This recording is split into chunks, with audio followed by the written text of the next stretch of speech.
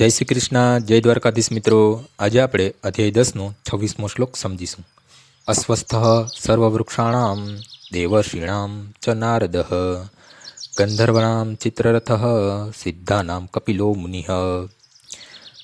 હું સર્વ વૃક્ષોમાં અસ્વસ્થનું વૃક્ષ છું અને હું જે દેવર્ષિઓમાં નારદ છું। હું ગંધર્વોમાં ચિત્રરથ છું અને સિદ્ધ પુરુષોમાં હું જ કપિલ મુનિ છું। અસ્વસ્થ વૃક્ષ બધા વૃક્ષોમાં સૌથી ઊંચા તથા સુંદર વૃક્ષોમાંનું એક છે અને ભારતમાં લોકો તેનું એક નિત્યક્રમ તરીકે દરરોજ પૂજન કરે છે। દેવોમાં પણ નારદ મુનિ પૂજાય છે, કારણ કે નારદ મુનિ બ્રહ્માંડના સર્વશ્રેષ્ઠ ભક્ત ગણાય છે। એ રીતે તેઓ ભક્ત રૂપમાં કૃષ્ણના પ્રતિનિધિ છે।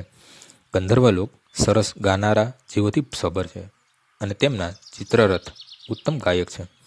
સિદ્ધ પુરુષોમાં દેવહૂતિના પુત્ર કપિલ મુનિ કૃષ્ણના પ્રતિનિધિ છે। તેઓ કૃષ્ણના અવતાર છે અને શ્રીમદ ભાગવતમમાં તેમના તત્વજ્ઞાનનું વર્ણન છે। ત્યાર પછી એક કપિલ નામે ઋષિ પણ તેમના તત્વદર્શન માટે પ્રસિદ્ધ થયા હતા, પરંતુ તે નાસ્તિક હતા, એટલે આ બંનેમાં આભ જમીનનો તફાવત છે। આજનો શ્લોક અહીં પૂર્ણ થાય છે। આવતીકાલે ફરીથી સવારે 6 વાગ્યે મળીશું। જય શ્રી કૃષ્ણ।